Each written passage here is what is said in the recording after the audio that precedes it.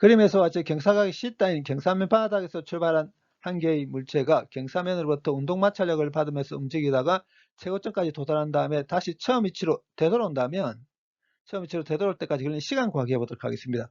먼저 올라가는 과정부터 보겠습니다. 경사면 바닥에서 출발할 때 물체의 속도가 v0라고 하겠습니다. 올라가는 과정 중에 특정한 순간을 선택하도록 하겠습니다. 그럼 이 순간에 물체에 작용한 힘은 일단 물체 질량을 갖고 있을 거니까 충격받겠죠. 경사면과 접해 있습니다. 경사면으로부터 수직 강력 받을 겁니다. 그리고 경사면으로부터 운동마찰력을 받으면서 움직인다고 했습니다. 올라가는 과정에 대해서 편의상 경사면을 따라서 올라가는 방향을 플러스 X방향, 경사면에 대해서 수직하게 올라가는 방향을 플러스 Y 방향으로 선택하겠습니다. 이렇게 하게 되면 이 수직항력은 Y성분밖에 없죠. 그리고 운동마찰력은 X성분밖에 없습니다. 이 중력이 XY 평면상에 놓이게 되죠. XY 평면상에 놓여있는 중력은 이런 X성분과 이런 Y성분 두 개로 분해할 수가 있죠. 이 경사각이 C다면 이 각도 C답니다. 이 화살표의 길이가 mg라면 이 화살표의 길이 mg 산시다죠. 그 다음에 이 화살표의 길이 mg 코산시다입니다.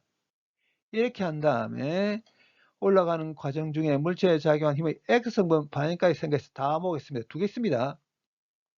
이 힘은 어떤 힘이냐면 길이 크기는 mg 산시다면서 마이너스 X 방향을 향하고 있는 중력의 X성분이죠. 그 다음에 이 힘은 어떤 힘이냐면 크기는 fk이면서 마이너스 x 방향을 향하고 있는 운동마찰력입니다.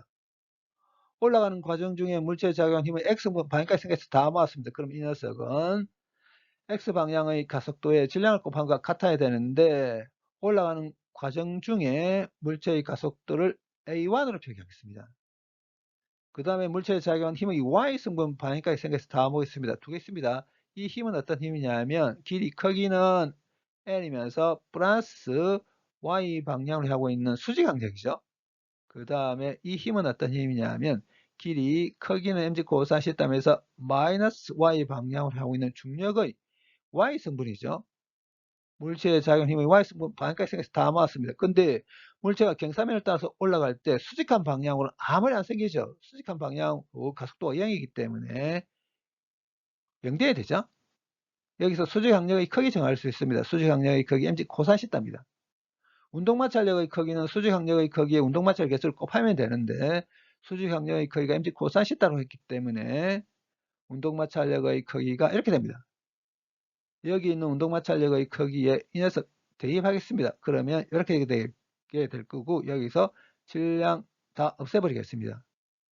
그런 다음에 좌변에서 공통으로 포함된 중력과 속도 묶어내게 되면 물체가 올라가는 경사면을 따라서 올라가는 과정 중에 가속도 a1 이렇게 됩니다.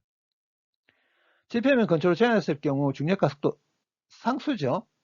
그 다음에 경사각 변하지가 않습니다. 운동마찰 계수 상수입니다. 이 말은 이 전체가 하나의 상수란 뜻이니까 물체는 등가속도 운동을 하게 된다는 걸 뜻하죠.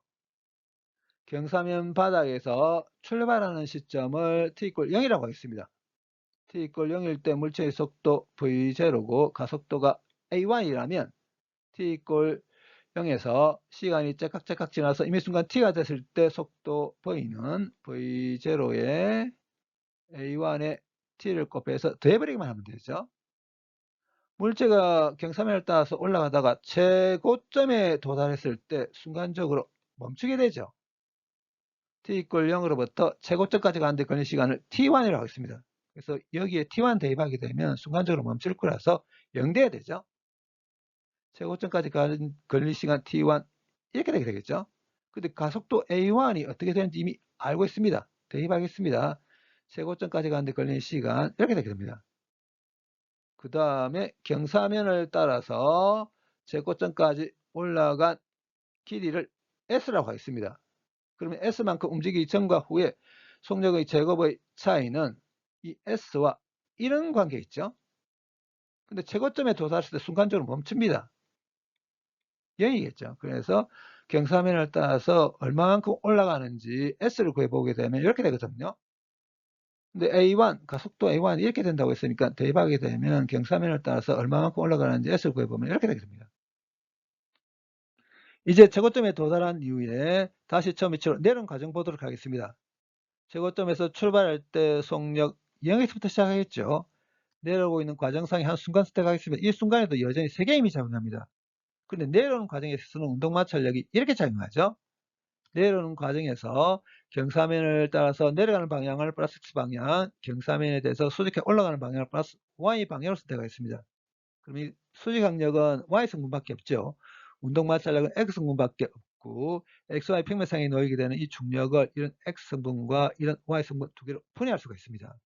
이렇게 한 다음에 내려오는 과정에서 물체의 작용 힘이 X 성분 방향까지 생겨서 다 모으겠습니다. 두 개 있습니다. 이 힘은 어떤 힘이냐 하면 크기는 엔진에서 안 씻다면서 플러스 X 방향을 하고 있는 중력의 X 성분이죠. 그 다음에 이 힘은 어떤 힘이냐면 크기는 FK면서 마이너스 X 방향으로 하고 있는 운동마찰력입니다. 내려오는 과정에서 물체의 작용 힘이 X성분 방향까지 생겨서 다 모았습니다. 그러면 이 녀석은 X방향의 가속도의 질량 곱함과 같아야 되는데 내려오는 과정에서 X방향의 가속도 A2라고 하겠습니다. 이렇게 같아야 되겠죠? 내려오는 과정에도 여전히 수직 강력의 크기는 mg 코사시다입니다. 그렇기 때문에 운동마찰력의 크기도 이렇게 되겠죠?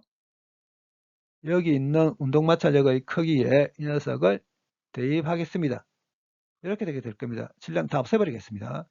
그런 다음에 좌변에서 공통으로 포함되어 있는 중력 가속도 묶어내게 되면 내려오는 과정에서 가속도 A2가 이렇게 될 겁니다. 근데 이미 뭘 알고 있냐면 이 길이가 어떻게 되는지 알고 있죠. 최고점에서 출발하는 시점을 t = 0이라고 하겠습니다. 경사면 바닥까지 도달할 때까지 걸리는 시간을 t2라고 하겠습니다. 그러면 s를 이렇게 쓸 수 있죠. t2가 이렇게 되게 되거든요. 길이 s가 어떻게 되는지 알고 있습니다. 가속도 A2가 어떻게 되는지 알고 있죠. 대입하겠습니다. 그런 다음에 이 없애버리고 G 제곱분의 V0 제곱을 루트 바깥으로 빼낸 다음에 루트 안을 정리하게 되면 최고점에서 경사면 바닥까지 오는 데까지 걸리는 시간 T2 이렇게 되게 됩니다. 다시 처음 위치로 되돌아왔을 때 속력을 V2라고 했습니다. S만큼 움직인 후의 속력의 제곱과 S만큼 움직이기 전의 속력의 제곱의 차이는 S와 이런 관계가 있죠. 최고점에서 출발할 때 속력 0에서부터 출발합니다. 다시 경사면 바닥에 도달할 때 속력 V2가 이렇게 되겠습니다. A2가 어떻게 되는지 S가 어떻게 되는지 이미 다 알고 있습니다. 대입하겠습니다. 그런 다음에 이지 없애버리고 V0 제곱을 루트 바깥으로 빼낸 다음에 정리하게 되면 다시 처음 위치로 되돌아왔을 때 속력 V2가 이렇게 됩니다. 경사면 바닥에서 출발해서 최고점까지 올라간 다음에 다시 경사면 바닥까지 되돌아온 데까지 걸린 시간은 앞서 구한 T1에 좀 전에 구한 T2 더해버리면 되죠. T1, T2가 각각 이렇게 되거든요. 공통으로 포함되어 있는 G분의 V0를 묶어내게 되면 경사면 바닥에서 시작해서 다시 경사면 바닥까지 내려올 때까지 걸리는 시간 구해보면 이렇게 될 겁니다.